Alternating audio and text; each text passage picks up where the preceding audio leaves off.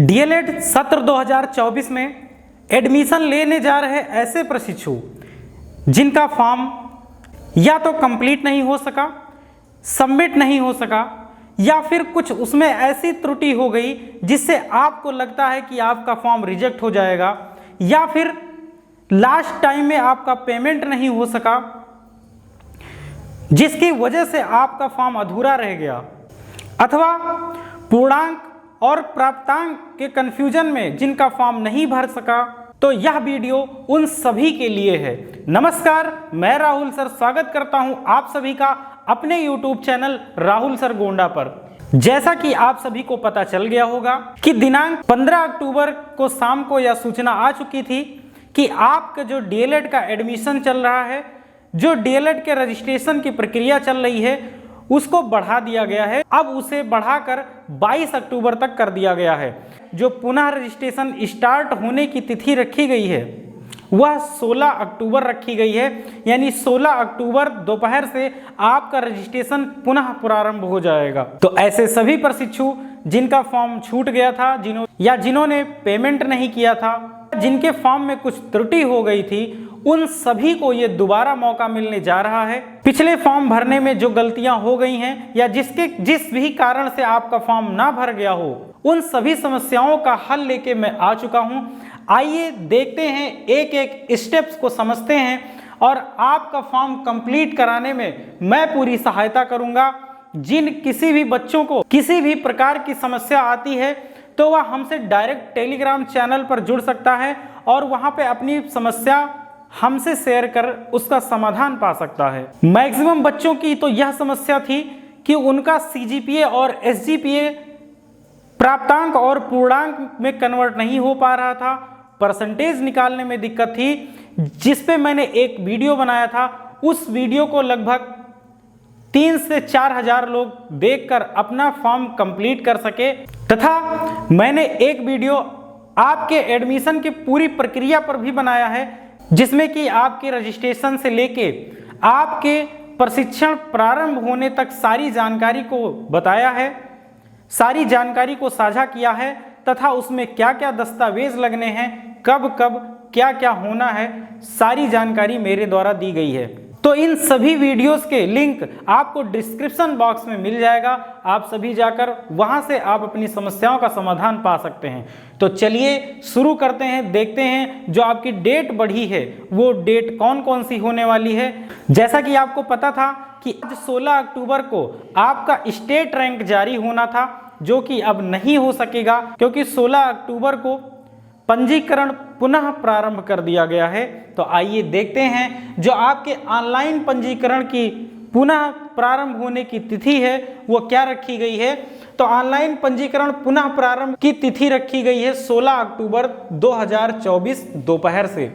16 अक्टूबर से आपका जो ऑनलाइन पंजीकरण है वो पुनः प्रारंभ कर दिया गया है, जो कि 15 अक्टूबर को बंद कर दिया गया था। दूसरा पॉइंट है ऑनलाइन पंजीकरण की अंतिम तिथि। लास्ट डेट इस बार क्या होगी, तो लास्ट डेट आपको 22 अक्टूबर दिया गया है, यानी 6 दिन का 7 दिन का आपको मौका दिया गया है। जो छूटे हुए बच्चे हैं वो 7 दिनों में 6-7 दिनों में अपना पंजीकरण कंप्लीट कर लें। जो शुल्क जमा करने की अंतिम तिथि है वो 23 अक्टूबर, यानी 1 दिन समय आपको और मिलेगा। यदि आप फीस सबमिट नहीं कर पाते हैं, यदि इसका रजिस्ट्रेशन फॉर्म का शुल्क नहीं जमा कर पाए, तो आप 23 अक्टूबर तक जमा कर सकते हैं।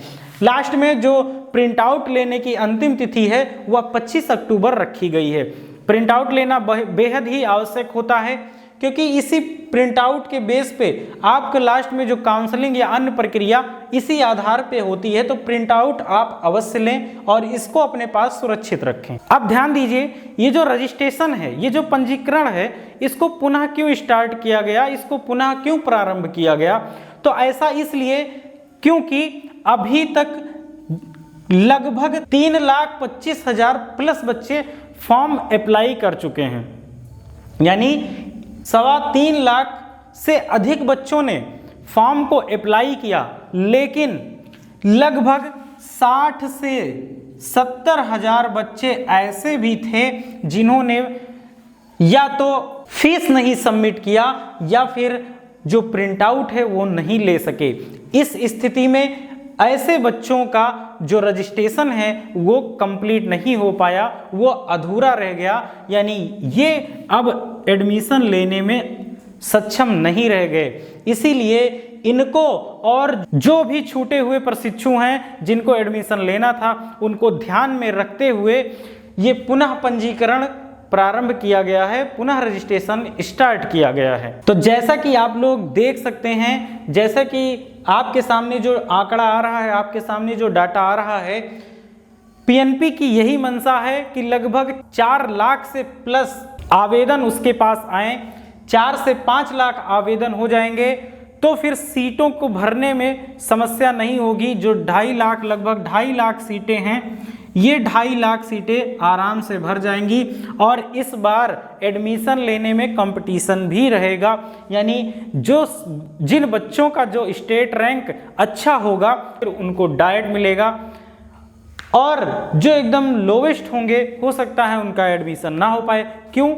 क्योंकि 2.5 लाख ही सीट है और एप्लीकेंट लगभग 4 से 5 लाख के बीच में रहेंगे, तो इस बार कंपटीशन ज़्यादा होगा और आपकी फीस कहीं ना कहीं इस बार बढ़ने वाली है, फीस भी ज़्यादा लगेगी। अब हमारे चैनल पर कुछ क्वेश्चन आए हैं, उन क्वेश्चन को भी देख लेते हैं। कुछ कॉमन क्वेश्चन हैं, जैसे कि आपने देखा कि ये कितने फॉर्म पढ़ चुके, आप ये देख चुके हैं, मैंने आपको बताया। जो अगला क्वेश्चन था कि सीजीपीए और एसजीपीए वाले फॉर्म कैसे भरें, परसेंटेज में कैसे चेंज करें, उनका पूर्णांक क्या होगा, उनका प्राप्तांक क्या होगा, टोटल मार्क्स कितने होंगे और ऑब्टेन मार्क कितने होंगे, ये सबसे बड़ी समस्या बनी हुई थी।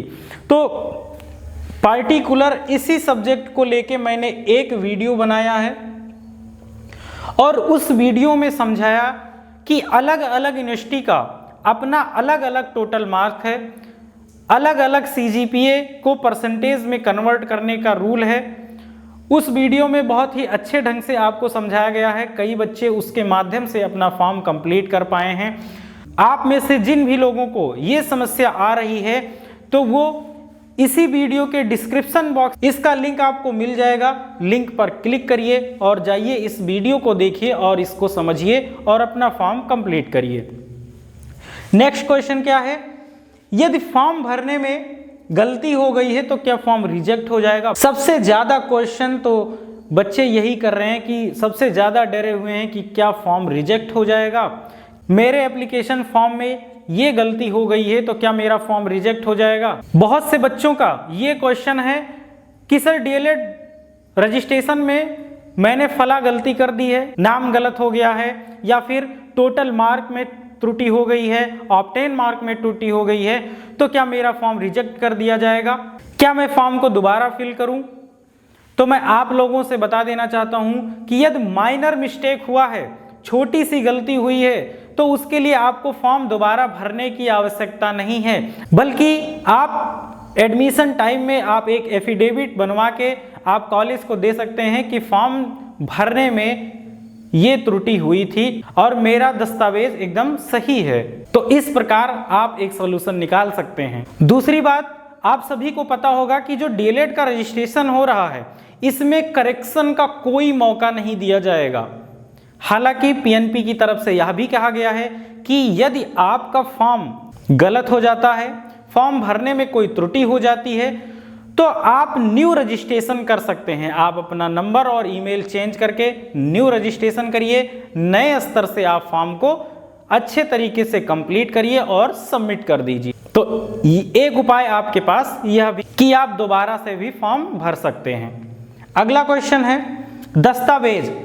अब ये जो आपके दस्तावेज हैं, खैर फॉर्म भरने में आपको ज़्यादा दस्तावेज की आवश्यकता नहीं है। आपके पास 10वीं और 12वीं स्नातक की मार्कशीट होनी चाहिए, आपका आधार, मोबाइल नंबर, ईमेल होना चाहिए, इत्यादि से आप फॉर्म कंप्लीट कर सकते हैं। बट जब आपको काउंसलिंग करानी होगी, जब आपका वेरिफिकेशन होगा, जब आपका दस्तावेज सत्यापन होगा, उस टाइम आपको क्या क्या दस्तावेज लगने हैं, कितने दस्तावेज लगेंगे, वे दस्तावेज कौन कौन से हैं, तो इसके लिए भी पार्टिकुलर एक वीडियो मैंने बनाया है।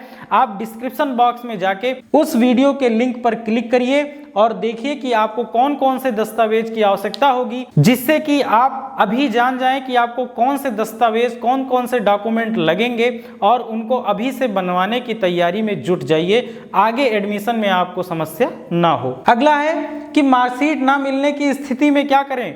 कई बच्चे ऐसे हैं जिनको भी मार्कशीट नहीं मिली है, उसका मार्कशीट नंबर भी पूछा गया है, सीरियल नंबर पूछा गया है।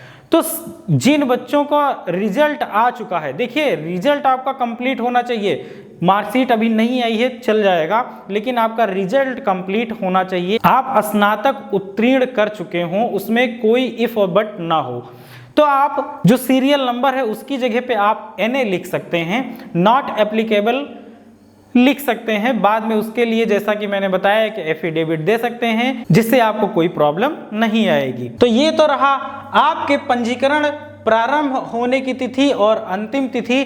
अब आपका स्टेट रैंक कब आएगा, क्योंकि जब तक स्टेट रैंक नहीं जारी होगा तब तक एडमिशन की कोई प्रक्रिया नहीं स्टार्ट होगी। सबसे पहली प्रक्रिया जो है वो स्टेट रैंक है, जो कि 16 अक्टूबर को आने वाली थी।